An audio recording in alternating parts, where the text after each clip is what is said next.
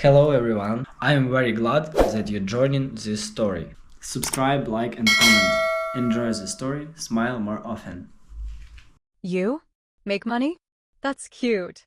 My cousin leaned back in his chair, shaking his head as if I had just told the funniest joke in the world. His laughter, loud and exaggerated, bounced off the walls of the expensive steakhouse where our family had gathered for my uncle's 60th birthday. I watched as he took a sip from his overpriced whiskey, a smug grin still plastered on his face, while his wife, draped in designer everything, chuckled beside him. I forced a polite smile, though my fingers tightened slightly around my glass of water. Ethan had always been like this, loud, arrogant, convinced that his way of life was the only one worth living. He was the kind of guy who measured success by the size of his bank account, the brand of his watch, and the number of zeros in his investment portfolio. He loved talking about money, especially his own, and even more when he could compare it to someone else's and find them lacking. And right now, I was his target. I mean, come on, Lauren, he continued, leaning forward with that condescending smirk that made my blood boil. An accountant? That's basically glorified paperwork. You'll never make real money doing that. Not the kind that actually matters. He made a vague gesture toward the restaurant, toward the glistening plates of dry-aged steak and the bottles of wine that cost more than my monthly rent. You think any of this comes from playing it safe? I could feel my other relatives watching, some amused, some uncomfortable, but none stepping in. My parents sat silently, my mother's lips pressed together, my father stirring his drink absent-mindedly. They had long ago accepted Ethan's larger-than-life personality, choosing to ignore rather than engage. Others, like my aunt and uncle, nodded along, clearly buying into the myth of Ethan's self-made success. I took a deep breath, reminding myself that getting defensive would only feed his ego. I like my job, I said simply, keeping my tone even. It pays well, I have stability, and I'm building something long-term. Ethan rolled his eyes dramatically, as if I had just admitted to being utterly clueless. Stability? That's just another word for settling. You can't get rich working for someone else, Lauren. You've got to take risks, make bold moves. That's why I'm where I am, and why you'll still be counting pennies while I'm making real money. His wife, Camille, let out a little laugh, tossing her perfectly curled hair over her shoulder. "Oh, honey, don't be so hard on her," she said in a sugary voice that barely masked her own condescension. Not everyone is cut out for the entrepreneur life. Some people just need the safety net. A few of the other cousins snickered, and I felt my stomach tighten, but I refused to let them see it. I had spent too many years letting comments like these eat away at me, and I wasn't about to give them the satisfaction now. I set my glass down carefully, then met Ethan's gaze head-on. "You know," I said, my voice calm but firm, "we should make a bet. Let's see where we both are in a year." That got his attention. He raised an eyebrow, clearly intrigued by the challenge. "Oh! And what exactly are we betting on?" I tilted my head slightly, pretending to consider. "Let's keep it simple," I said. "A year from now, let's compare where we stand financially. No tricks, no excuses. Just numbers. If you're so sure I'll never make real money, you should have nothing to worry about." For a split second, something flickered across his face, hesitation, maybe, but then his confidence returned, bolder than before. He leaned back again, laughing as if I had just handed him a winning lottery ticket. "All right," he said, grinning. "You're on. But don't come crying to me when you're still stuck in that boring little job while I'm making another million." I smiled, but I didn't say anything else. I didn't need to. Because while Ethan was busy bragging about his future fortune, I was already planning my next move. And something told me that by this time next year, he wouldn't be laughing anymore.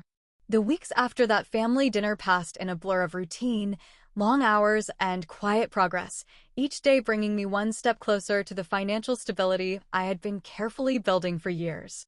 While Ethan had scoffed at my profession and dismissed my work as something small and insignificant, I knew the truth that he refused to acknowledge. Wealth, real and lasting wealth, was built through discipline, patience, and the kind of consistency that didn't need to be flaunted on social media for validation. Every paycheck I earned was meticulously budgeted, every investment was chosen with care, and every opportunity was weighed against long-term security rather than fleeting excitement. I wasn't in a race for the fastest returns or the flashiest success, but I was laying down foundations that couldn't be easily shaken. Ethan, on the other hand, was moving at a speed that seemed almost reckless, his business expanding so aggressively that even from a distance, I could see the warning signs that he either refused to acknowledge or was simply too arrogant to notice.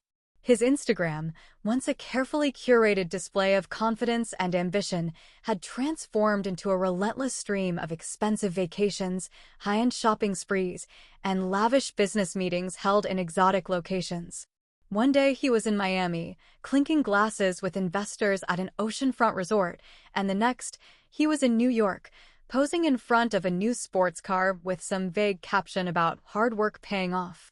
The comments were filled with admiration, people praising his drive, his success, and his so-called unstoppable empire. But I had seen enough financial disasters in my field to know when someone was overextending themselves beyond reason. At first, the cracks were small, things only noticeable to someone who knew what to look for.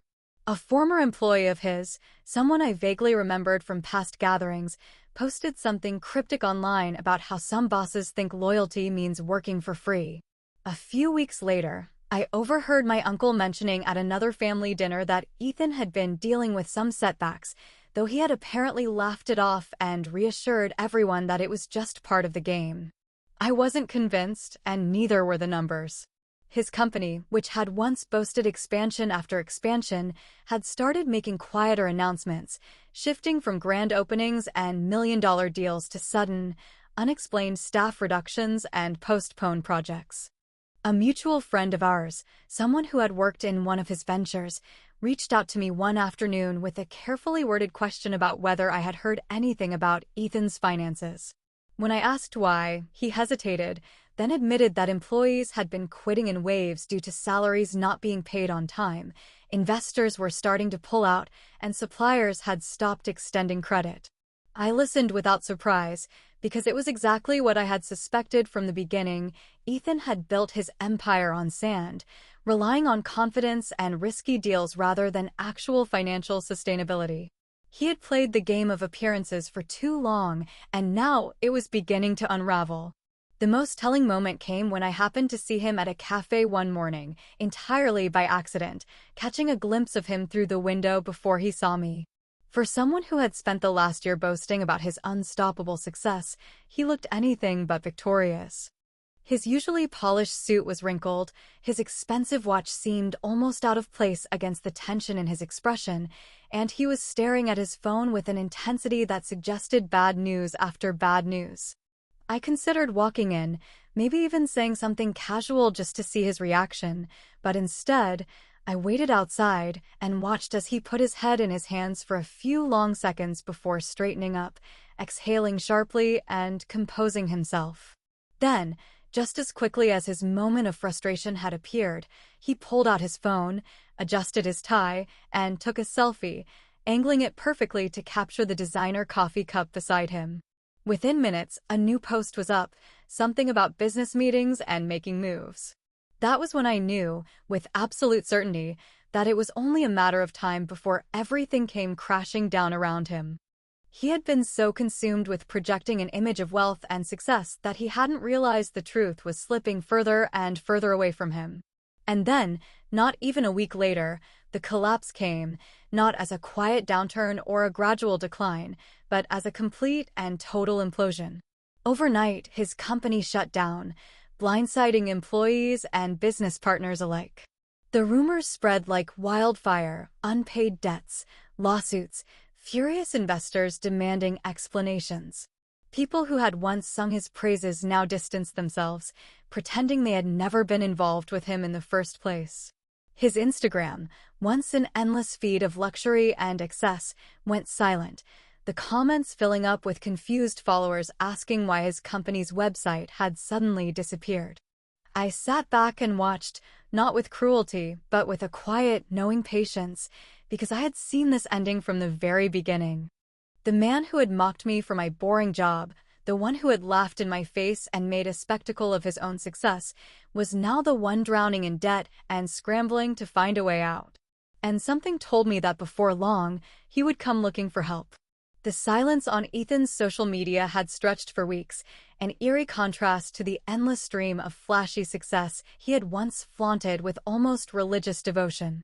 Where there had once been daily updates filled with first-class flights, expensive watches, and smug captions about winning at life, there was now nothing but an absence that spoke louder than any words ever could. I hadn't reached out, and I certainly hadn't pried, but I had heard enough through the family grapevine to piece together what was happening.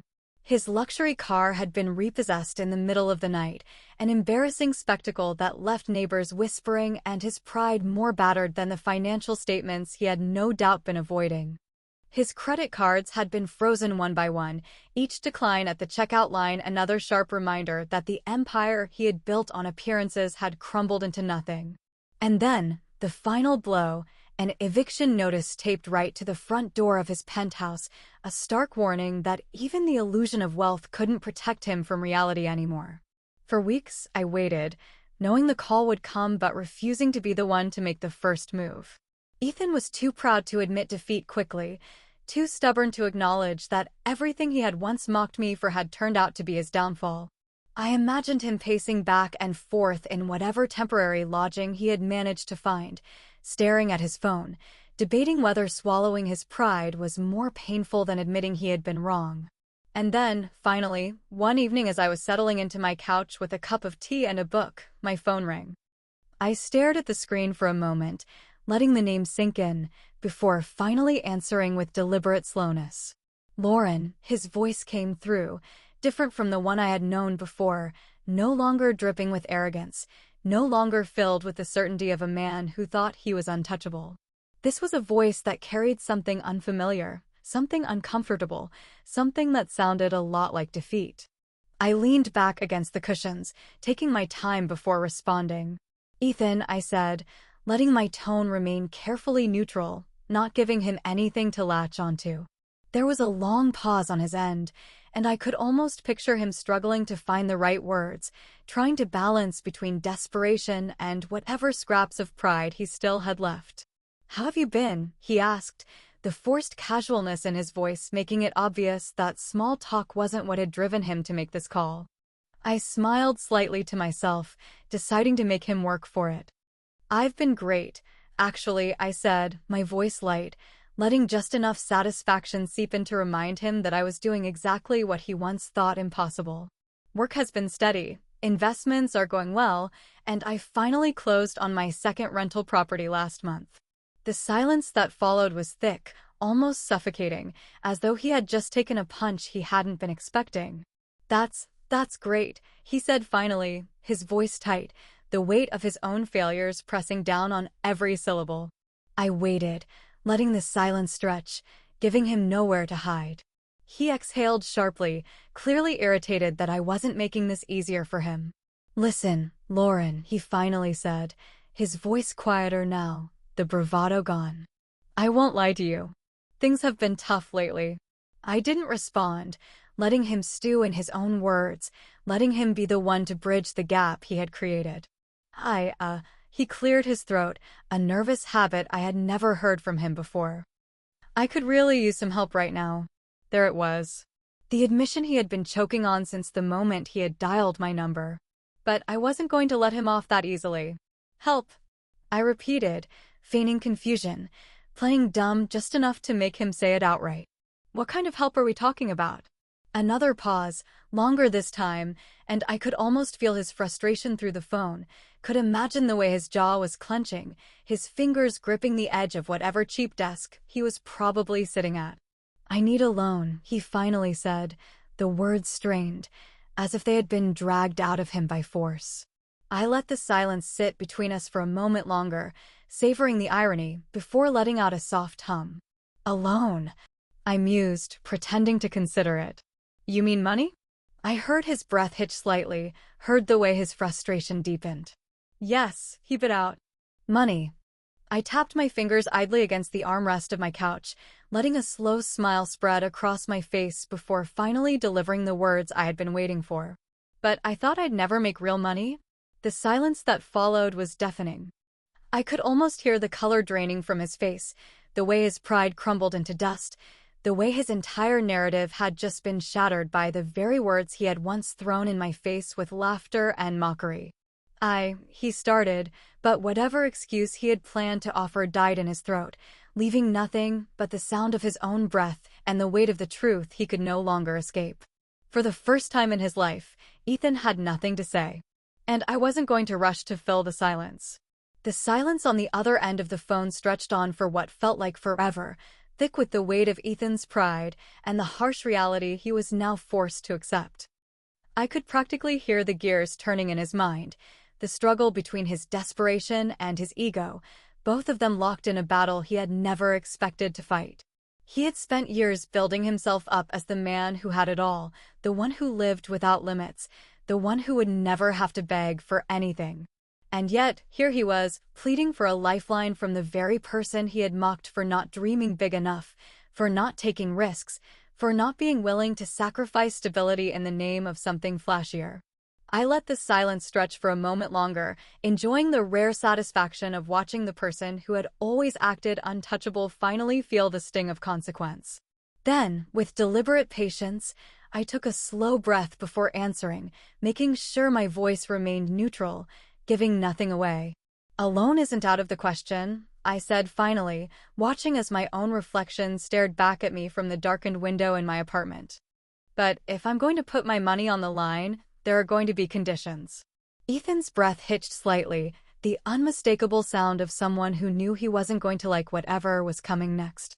"What kind of conditions?" he asked, his voice tight, as if he was already bracing for impact. I leaned back against the couch, tapping my fingers lightly against the fabric, savoring the moment before dropping the bombshell. "You work for me," I said simply, letting each word sink in with the kind of finality that left no room for argument. "If you need money, you'll earn it. And since you seem to think accounting is so boring and insignificant, I think it's only fitting that you start at the very bottom. Entry-level position, no shortcuts, no special treatment. You report to me." For a long time, there was nothing but silence, and I could picture the way his jaw must have tightened, the way his fingers had probably curled into fists, the way his pride was twisting inside him like a blade. The Ethan from a year ago would have laughed in my face, would have dismissed the very idea as ridiculous, would have made some comment about how he would rather die than take orders from me. But the Ethan of today, the one who had lost everything and had nowhere else to turn, had no such luxury. "That's ridiculous," he finally bit out, his voice sharp with frustration, but even as he said the words, I could hear the uncertainty laced beneath them, the fear of what would happen if he said no. "I'm not some intern, Lauren. I ran my own business." "I don't need correction," I interrupted, my voice firm but calm, refusing to let him squirm his way out of the truth. "You ran a business into the ground. You spent years convincing yourself that success was about taking risks, but what you never understood was that real success comes from discipline, from smart decisions, from building something that lasts. You ignored the basics, Ethan, and now you're paying the price. So if you want a way out, if you want a fresh start, this is what I'm offering. Take it or leave it." I could practically feel his frustration radiating through the phone, the unbearable humiliation of being backed into a corner with no good options. But the truth was, he didn't have the leverage to negotiate, and he knew it. His credit was destroyed, his name was tarnished, and his so-called network of high-powered connections had vanished the moment he stopped being useful to them. The only thing left was his pride, and even that was cracking under the weight of reality. Minutes passed, and I waited, letting him stew in his own discomfort, letting him be the one to finally cross the line he had spent so long resisting. And then, just when I thought he might hang up, just when I thought his stubbornness might win out over his desperation, he exhaled sharply, the sound more like a growl than anything else. "Fine," he muttered, the single word so filled with resentment that I almost laughed. "I'll do it." If I had been a different person, maybe I would have gloated, maybe I would have rubbed it in, maybe I would have taken the chance to throw every arrogant word he had ever spoken back in his face. But I didn't need to. The real satisfaction wasn't in humiliating him, it was in knowing that this was only the beginning. Because no matter how much he hated the idea of working for me, no matter how much he resented the fact that I was now the one in control, he had no choice but to face what was coming next. When he walked into my office for the first time, dressed in a suit that had once screamed power but now only looked out of place, I barely acknowledged him at first, treating him the way I would treat any new hire. I watched as he sat through training sessions, forced to learn the very fundamentals of finance he had once claimed were unnecessary, surrounded by colleagues who whispered behind his back, all of them aware that this was the same man who had once called accountants nothing more than glorified paper pushers. Day after day, he struggled, stumbling through reports, fumbling with calculations, realizing just how little he had actually understood about the world he had so arrogantly dismissed. And as the days turned into weeks, as the humiliation of his situation settled deep into his bones, something in him began to shift, not just his circumstances, but something deeper, something more fundamental. One evening, after everyone else had left the office, he lingered by my door, his expression no longer filled with defiance, no longer laced with resentment, but instead holding something that almost resembled sincerity. For the first time since this entire ordeal had begun, he looked me directly in the eye and asked a question I hadn't expected to hear. "Do you think I can ever rebuild?" The words hung heavy in the air between us, no longer filled with arrogance, no longer masking insecurity with bravado. For the first time, Ethan wasn't asking for validation, wasn't looking for an easy way out. He was genuinely asking if there was a way forward. And for the first time, I wasn't sure how to answer. Ethan stood there in the doorway of my office, his usual bravado completely stripped away, his shoulders slumped just enough for me to see the weight of everything he had lost pressing down on him. The man who had once laughed in my face, who had once declared with absolute certainty that my career was nothing more than a safe, uninspired existence, now looked at me as if I held the key to the future he had never imagined needing. I studied him for a long moment, taking in the defeated expression, the way his fingers tapped against his folded arms in restless frustration, the way he waited for me to give him an answer to the question he had never thought he would have to ask. For a moment, I considered softening the truth, considered making it easier for him to digest, but then I remembered every arrogant remark he had ever made, every time he had dismissed the importance of real financial discipline, every time he had chosen style over substance. So instead of offering him comfort, I leaned back in my chair and let the hard truth settle between us like a weight neither of us could ignore. "You didn't fail because you took risks, Ethan," I said, my voice measured, careful, unyielding. "You failed because you thought you were too good for the basics. You thought you could skip the foundation, that you could rely on charisma and ambition alone, that success was about who shouted the loudest instead of who worked the smartest." I watched as his jaw tightened, as his gaze dropped for a fraction of a second before he forced himself to meet my eyes again. "You spent so much time trying to look like you had made it that you forgot to actually build something that could last." Ethan exhaled sharply, a sound that wasn't quite defeat, but wasn't far from it either. He ran a hand over his face, letting it linger there for a moment before finally nodding, the gesture slow, deliberate, filled with a resignation I had never seen in him before. "You're right," he admitted, the words sounding almost foreign coming from his mouth. "I was an idiot. I didn't listen, I didn't plan, I didn't think it could all disappear so fast. I thought I had everything figured out, and I didn't even see it coming." I nodded slightly, acknowledging the rare moment of humility, but I wasn't about to let him think that admitting he had been wrong was enough to erase the damage he had done, not just to himself, but to the people who had trusted him, to the employees he had let down, to the investors he had burned. Owning up to it as a start, I said, keeping my tone neutral, refusing to give him the easy reassurance I knew he was hoping for. "But fixing it is something else entirely. And that's something only you can do." For the first time since he had walked through my door that morning, I saw a flicker of something new in his eyes, not the desperation that had driven him to call me in the first place, not the resentment that had lingered when he had first started working under me, but something quieter, something that looked a lot like genuine understanding. So, he said, hesitating just slightly before forcing the words out, does that mean you'll give me the loan? I let a slow breath pass through my lips, tilting my head slightly as I studied him, then finally shook my head, watching as the last remnants of his expectations shattered right in front of me. No, I said, the finality of it leaving no room for argument.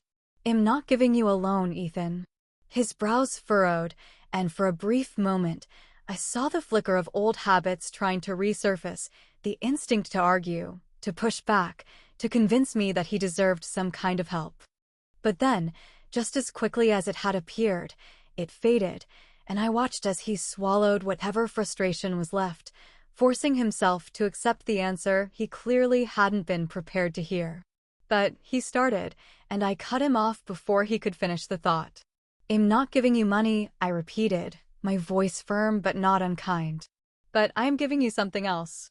I reached into my desk drawer, pulling out a small stack of papers before sliding them across the desk toward him. He hesitated for a second before picking them up, his eyes scanning the text before flicking back up to meet mine in confusion. A financial literacy course? He asked, his voice uncertain, as if he wasn't sure whether this was a joke or some kind of test. I nodded, keeping my expression unreadable. You spent your whole life believing you already knew everything you needed to know about money, I said, watching as his fingers tightened around the pages. And look where that got you. If you really want to rebuild, then start from the ground up, the way you should have done from the beginning. For a long moment, Ethan just stared at me, his grip on the papers firm, his expression unreadable. Then, slowly, he nodded, something shifting in his face, something that told me he wasn't just pretending to understand anymore. He actually did. Okay, he said finally, the word carrying more weight than I think he even realized. I'll do it. The weeks that followed were filled with quiet changes, the kind that didn't happen overnight, but built steadily, piece by piece, forming the foundation he had never taken the time to create before. The same family members who had once praised him endlessly, who had celebrated his flashy success, were now whispering about how quickly he had fallen, but those same people had also started looking at me differently, not just as someone who had proved Ethan wrong, but as someone who had done what none of them had expected. Ethan didn't go back to the life he once had, didn't reclaim the artificial empire he had built on illusions, but he did start over, this time with a quietness that told me he finally understood what real success actually meant. He took the course, he learned from his mistakes, and for the first time in his life, he didn't try to take shortcuts. And as I watched him walk away that day, no longer weighed down by resentment, no longer trying to prove anything to me or to anyone else, I realized I didn't feel anger anymore. I just felt satisfied. Have you ever been underestimated, only to prove everyone wrong? How did it feel?